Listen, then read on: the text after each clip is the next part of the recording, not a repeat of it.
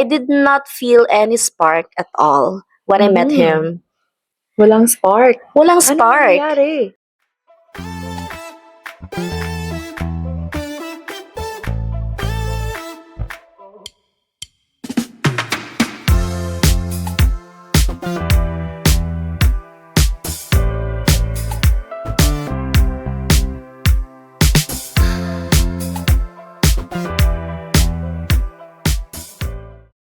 Just two friends having real talk and in-depth conversations on random topics like life, relationships, finances, and advice. Yes, and we're talking about meet cute moments. Have you ever heard this before? No, ngayon lang talaga because of our friend. Kasi nga hindi ito yung terminologies ng mga era natin. Oo, iba sa atin noon, no? Yung mga Yes. terms. Okay. And we'll also talk about some popular relationship myths na pinapaniwalaan natin dahil sa movies at social media. Exactly, Belle. Yung tipong nabunggo mo lang sa mall, nahulog yung libro, sabay sabing, oh, sorry, tapos eye contact agad, di ba? Oo, tapos may background music feeling mo. O, forever na. Okay, we're meant to be na. Yes, automatic may slow motion. Pero question. Yes, the question is, Real ba ang meet cute or masyado lang tayong na-influence ng mga rom-coms? yes, ikaw, Belle, you think ba, nung nakilala mo yung husband mo, was it a meet cute moment then? Hindi. No, bakit? Paano mo siya nakilala? We're neighbors. Actually, I did not find him cute. Okay. I did Meant to be? meant to be. I did not feel any spark at all when I met him. Walang spark. Walang Ano spark. nangyari? We are meant for each other. Ganon. How about you? Ako? Meron bang spark? Noong noong first meeting. Wala. niyo? Sabi ko nga, hindi ko siya Wala din, magiging di ba? boyfriend. Di ba? Sabi ko, isang tanong, isang sagot. Ayaw ko ng ganito. So, hindi ko siya magiging boyfriend ever. Oo. Kinain ko ang sinabi ko. Oh, Sorry. di ba? I have also heard stories from other friends na when they first met, walang spark, walang physical attraction. Kailangan bang may... I think so na parang sabi nga nila, mas deeper yung developed feelings kaysa sa, one-time moment na spark. Pero aminin natin, meron talagang yan, physical attraction, especially sa guys. Like, most guys... Siguro sa husband mo, nagka-spark agad pag nakita ka, di ba? Hindi niya inamin kasi sabi niya, hindi daw. Pero makulit ako eh. I asked him again and again after long years. Kasi sabi niya, ano ba yung nagustuhan mo sa akin? Did you find me cute? If not pretty cute? Or did you find anything sa physical ko na nagustuhan mo? Sabi niya, wala talaga, wala. But I did not stop asking Ano ba him. yun? Masakit ba yun o hindi? Hindi na kasi very comfortable na kami sa isa't isa. Nasanay na din ako sa kanya kasi noong naniligaw pa lamang siya, sinabi niya sa akin na, "Oy, noong nakita kita sa malapitan, hindi ka pala maganda." I told you that story, Oo nga. right? Tapos tawa siya ng tawa. And then I felt a little bit insulted. But then he did not stop pursuing me. Yes. Yeah. Yun yung talagang love. Yun yung Wala siyang may nakitang physical, but then he Yes. felt something towards you. But, di ba tayo mga girls, we want to hear from our suitors or from yung other mga men good comments, di ba? especially physical attraction. Oo. Especially naniligaw pa lang siya. Yes, we want to hear from someone na, oh, you look beautiful, you look ganyan, pero wala siya. And then, as I said, I did not stop asking. And then I asked him a few years ago, okay, hindi talaga ako nag-give up. And then he admitted, Windy. Oh, ano? He told me, Ano daw nakita niya sa'yo? Sabi niya, I asked him, did you find me attractive or what? Meron ka bang nagustuhan sa akin? Ganyan. Tapos sabi niya, oo naman, meron. Oh, Ano yun? before hindi mo sinabi sa akin. Hindi niya sinabi. Siguro after a few years, I will ask him again.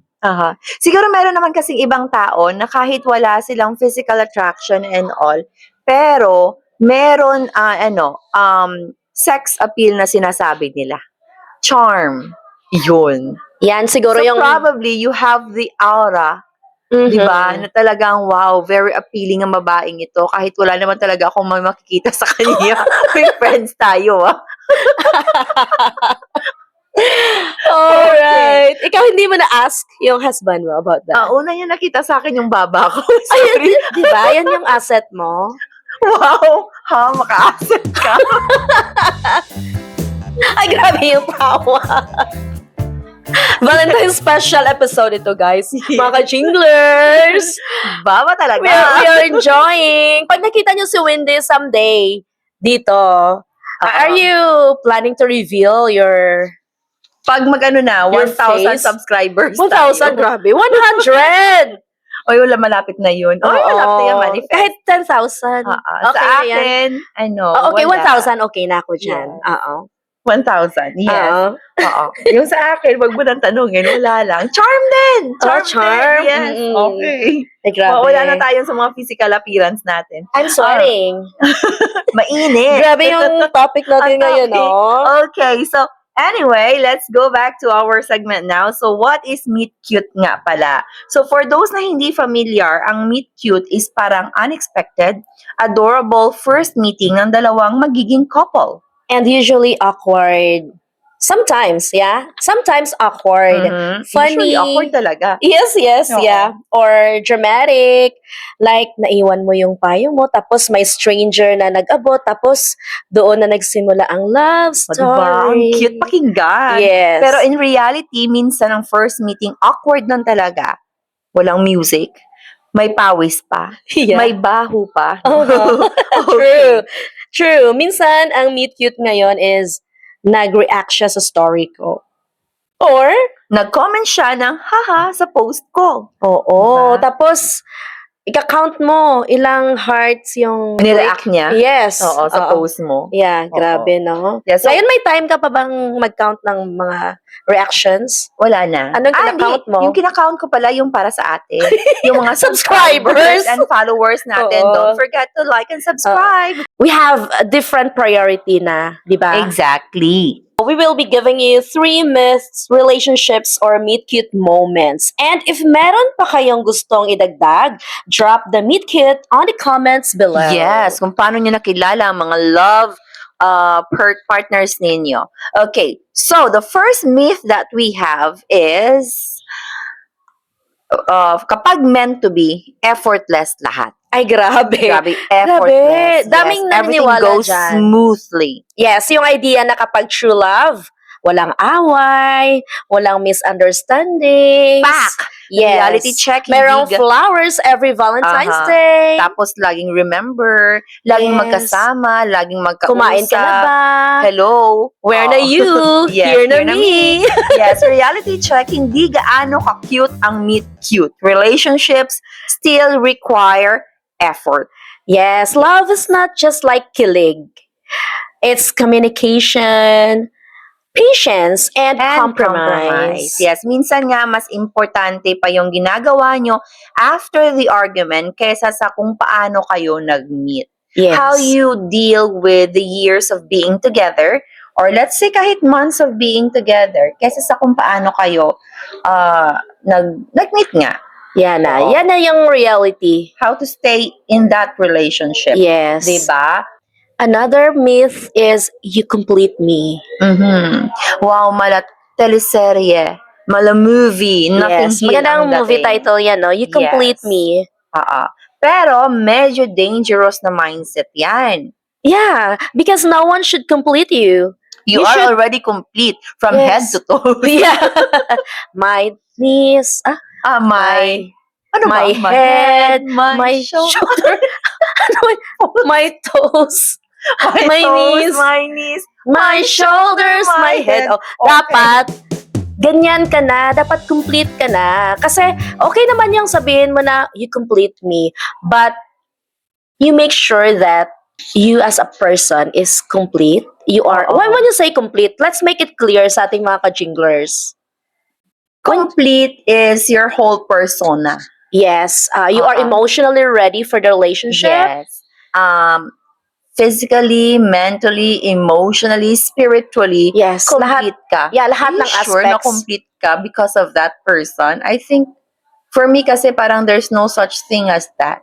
Yeah. No, nobody is perfect. Kaya nga meet cute, no? Yes. Mhm. So, as you said nga, yeah, exactly like a healthy relationship in two whole people choosing each other, not two half people hoping to be saved. Kung kulang ka sa self-love, kahit gaano ka-cute ang love story, nako, magkakaproblema pa ka. rin. Yes. Yes, Mhm. because nga, kulang ka sa love. Kulang You pa sa don't- bigas. Kulang pa sa love. Hindi mo kasi alam kung ano ang kulang, which one to fill in. So parang laging may kulang kahit na fill in na yon. Kasi Mhm. you cannot accept yourself as who you are then.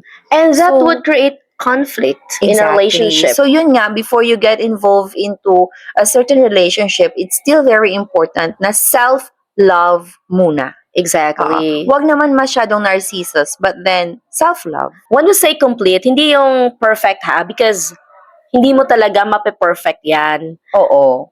Nga. So tanong nga, Bel, is importante ba talaga ang meet cute? What do you Honest- think? Honestly, I don't think so. But, it's part of growing up as a Mhm. teen. Mhm. Yeah. Okay naman na pinagdaanan natin yan kasi yun yung mga kilig moments. Yeah. Kasi pag, Tao tayo. yes, tao tayo. Ngayon, hindi na natin yan, minamind yung mga kilig moments. Kasi yung focus natin kung may bigas ba tayo, meron bang pang tuition yung mga bata. The future together na. Yes, Oo. yan na, yung reality na sa life. So, yeah, I don't think so. But, cute siya for storytelling and for experience, pero Yes, hindi siya exactly. basehan ng success ng isang relationship. Yes, may mga couples na nga na ang boring ng first meeting, like, office introduction lang, introduction nga lang. Tapos, later on, they were able to build the fire in their relationship. As time goes on. Meron namang parang ang bilis. Diba? Yeah. Few minutes, few seconds, few hours lang kayo na agad. Mhm. Diba? Very sweet moments and all for the let's say like 2 years, 3 years, 5 years. Mm. Ang sweet nyo talaga na parang as if forever na. And then biglang, anong nangyari? I mean, yung mga simpleng boring na first meeting, yung mga arranged by friends is walang fireworks. Oo. Pero, tumagal. Kasi they built the relationship intentionally. Intentionally. It's a commitment. Yes, dapat intention nyo talaga to Mhm. stay in that relationship. So, maybe, ang mas importante kasi sa meet cute is, Stay cute. ay wow, I like that. Yes, stay cute. tayong dalawa. Yeah. Okay, So, next myth. We go to our third one. Kapag nawala ang kilig, hindi na love. Nako, delikado to kasi feelings change over time. Walang sustainability. Kailangan pala yung sustainability plan. Kasi nga, feeling siya. So, anytime we can go up, feelings can go up, it can go down. So, Yeah. dapat ready tayo for both things. Yeah. And love is a daily choice. Oo. Yes, many days na nga na super romantic. May mga days din na tahimik lang. Yes, and Ganun that's lang. normal. Yeah, Mhm. stability doesn't mean boring. And minsan, yung calm kind of love ang mas healthy kaysa sa toxic but exciting. Yung laging may excitement. Kasi pag nawala yung excitement, there's a possibility, hahanap-hanapin mo. Tapos pag sabi mo, ay parang, bakit parang wala? Tapos you'll say, ay baka hindi na ako in love. Ganun. Yes, yeah. So Oo. let's talk about social media. Ang daming meet cute stories sa TikTok. Exactly. Lalo na sa mga generation ngayon, Mhm. social media talaga yung mga meet-ups Yes. and knowing each other. Tapos with matching, post dito, post doon. Especially mga sweet ngayon na moments. it's very easy to access, 'di ba, sa mga social media apps. Yes, exactly. So, meron yung mga POV, I met my future husband at ganon-ganon coffee shop, airport, elevator. Mhm. Ako, Pero atrium lang. Through text. pero Okay. pero hindi natin nakikita yung behind the scenes. I mean, we all have skeletons in our closet and we all have, anyway, yun na nga yun. Like arguments. The arguments, yeah, the adjustments, and the growth, which is normal naman sa isang relationship. Kahit family mo nga parents mo, sisters and brothers mo, nag-aaway kayo. How much more these two people who didn't grow up together, biglang nagkakilala lang and all. How would you imagine a life very smooth sailing na walang arguments in that person? Di ba? Yes, and because of social media also, there's a tendency na minsan compare mo yung relationship mo sa iba. Mhm. Kaya hindi dapat. Hindi dapat natin i-compare Danger. kung anong relationship meron ka dahil nakikita mo sa Reels or Oo. sa FB or Instagram. Kasi you have to know your partner talaga kung ano siya and how you're going to build that relationship. Hindi naman siya kasi katulad ng ibang tao. So, I think stop comparing. Yes, iba-ibang your love partner with stories. others. Yes. Oo. Iba-ibang adjustments, iba-ibang growth. Yes, exactly. Maybe you can tell your partner what you want because that's a form of communication. Pero, hindi yung i-compare mo siya and push him to be the person that he is not. So, what really matters the most is if meet cute isn't everything, then what really matters? Well, for me, consistency, respect, and emotional safety. And- Kasi yung, if the relationship is consistent and merong respect, so dyan nagsistart yung emotional safety. Yes. And let me share also, no, yung shared values ninyo. Pag may shared values kasi kayo, as you said, there's respect. And I believe that when there's respect, I mean, that's already a form of love. Yes. And I love that shared values. Sabi natin kanina, every couple has different growth, different adjustments, different challenges, no? And then they also have shared values. So eventually, dahil nasa relationship na kayong dalawa, kahit meron kayong iba't ibang orientation, but the beautiful thing there and the amazing thing there is you can make your own culture. As a couple, you must have the Willingness to grow together. Yes. Well, meet cute talaga might spark interest, but then character sustains the commitment. Ay, that Yes. line wins. Wow. Okay. So anyway, guys, for our listeners and subscribers, if you're still single and waiting for your cinematic meet cute, relax. Baka nasa ordinary moment lang ang future love story mo. And if you're in a relationship naman that didn't start magically, that doesn't mean it's less special. yes, because sometimes the best love stories don't start dramatic. They grow quietly. All right, mga listeners and kajingas, we hope that you really enjoyed our episode for today, our Valentine's special episode. So, remember, hindi kailangan ng perfect beginning para magkaroon ng meaningful ending. So if you enjoy this episode, don't forget to follow and subscribe. You can catch us on Instagram, Facebook Reels, and of course on Spotify. Just search for our podcast, Beldy and Windy, and be part of the Jinglers community. And mga ka-jinglers, here's the fun part. We'll be giving special shout-outs in our next episode. Excited na ba kayo? So comment na and don't forget to include where you're listening from. Yes, and you can also comment messages or names of your special someone since we are celebrating Valentine's Day. So for this February, we encourage also our subscribers and Facebook followers to private message us one sweet picture moment with your special someone, and we will feature your photos on our next YouTube episode. Yes, Wow. you can see your faces there. And don't forget mag-shout out kayo. Yes. Shout out dyan!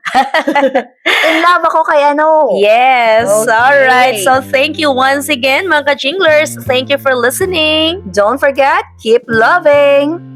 See you next time. Bye!